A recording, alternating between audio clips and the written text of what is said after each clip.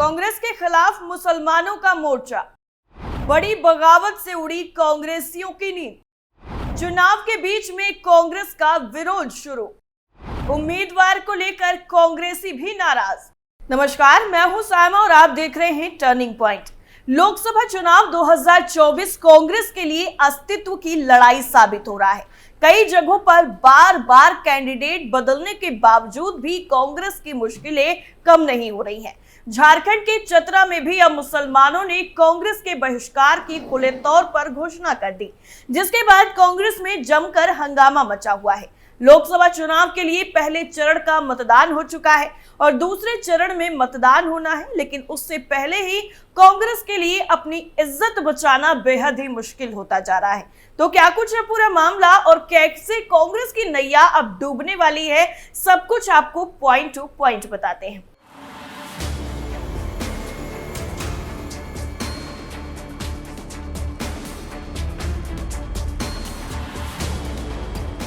लोकसभा चुनाव का बिगुल बजने के साथ ही विपक्षी पार्टियों की टेंशन भी खूब बढ़ी हुई है, क्योंकि पहले चरण के मतदान के बाद ही कांग्रेस को यह अंदाजा हो गया है कि वो किसी भी तरह से चुनाव तो जीत नहीं पाएंगे। लेकिन ऐसे में पार्टी के नेता और कार्यकर्ताओं ने भी कांग्रेस की टेंशन में और ज्यादा इजाफा कर दिया है।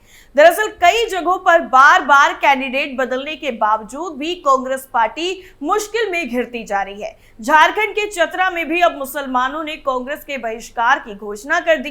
दरअसल आपको बता दें कि इंडी गठबंधन में यहां से कांग्रेस के KN त्रिपाठी भाग्य आजमा रहे हैं। उन्होंने कांग्रेस के स्थानीय प्रत्याशी के पक्ष में मतदान करने की घोषणा की। दरअसल चतरा लोकसभा सीट पर मुसलमानों की आबादी लगभग 20% है। मुस्लिमों का कहना है कि इतनी आबादी होने के बावजूद भी यहां से मुस्लिम प्रत्याशी नहीं दिया गया।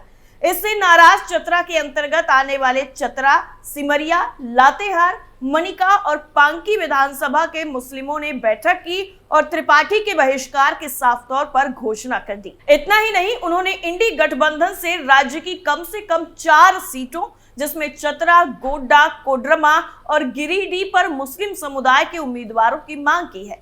ऐसा नहीं करने पर वो कांग्रेस उम्मीदवार को वोट नहीं करने की चेतावनी भी खुलेआम दे रहे हैं। इतना ही नहीं, त्रिपाठी को इंडी अलायंस के घटक राजद के कार्यकर्ताओं की तरफ से भी विरोध का सामना करना पड़ रहा है। मुसलमानों ने कहा है कि कांग्रेस पार्टी चतरा के मुसलमान को अपना जागीर समझने की भूल करना अब छोड़ दे। अब मुसलमान पूरी तरह से जाग चुके हैं। अब किसी भी परिस्थिति में भाजपा का भय दिखाकर कांग्रेस पार्टी और महागठबंधन के प्रत्याशी मुसलमानों का वोट नहीं ले पाएंगे।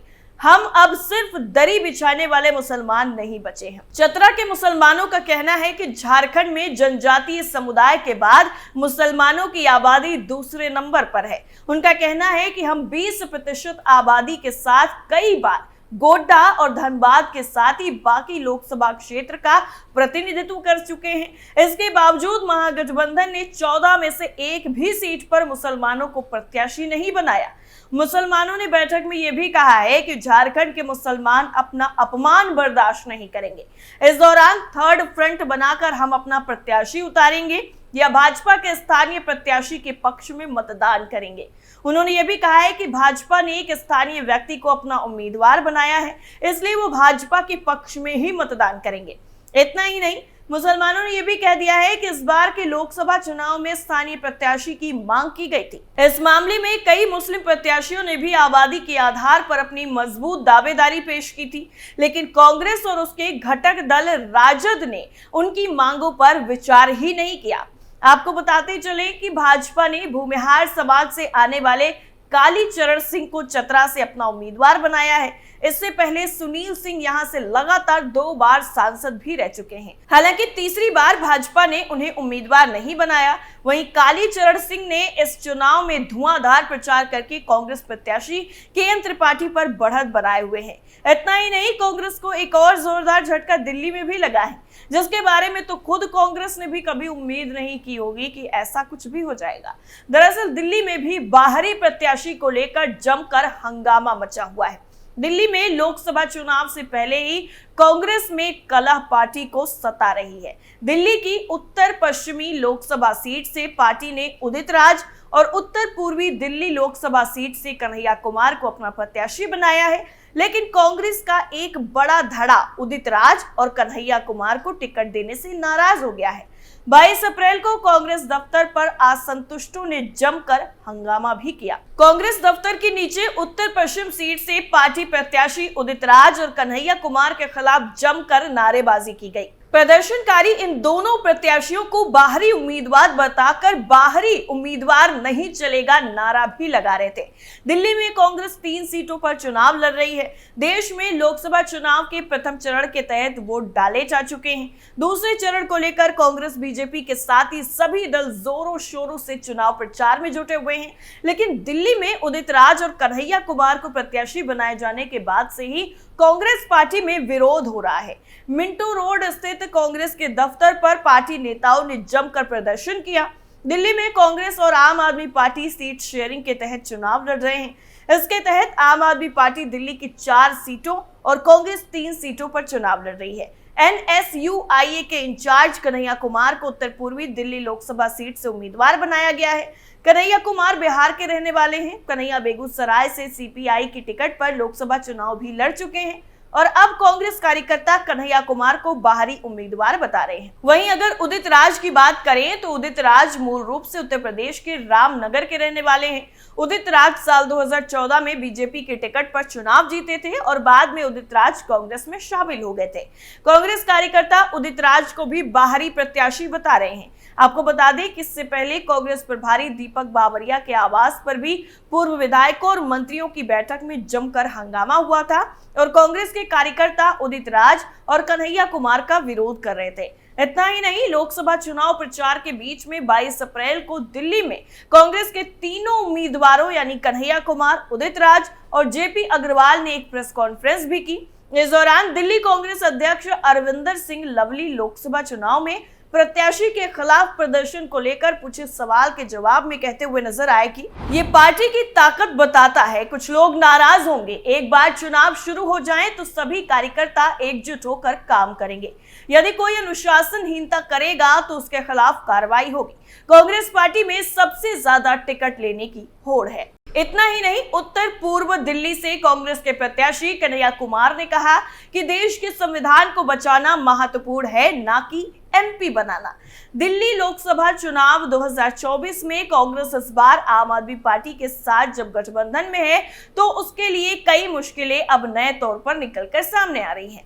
दिल्ली की 7 लोकसभा सीटों में 3 कांग्रेस के कोटे में है। पार्टी के अपने कोटे के मुताबिक उत्तर पूर्व दिल्ली से कन्हैया कुमार, उत्तर पश्चिम दिल्ली से उदित राज और चांदनी चौक से वरिष्ठ कांग्रेस नेता और कई बार के सांसद रहे जयप्रकाश अग्रवाल को प्रत्याशी बनाया गया है।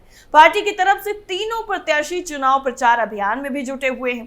पार्टी के प्रचार अभियान को गति देने के मकसद से तीनों प्रत्याशियों की एक संयुक्त संवाददाता सम्मेलन का आयोजन भी 22 अप्रैल को किया गया। दिल्ली कांग्रेस अध्यक्ष अरविंदर सिंह लवली के साथ ही तीनों प्रत्याशियों ने मीडिया के सामने अपना अपना पक्ष रखा।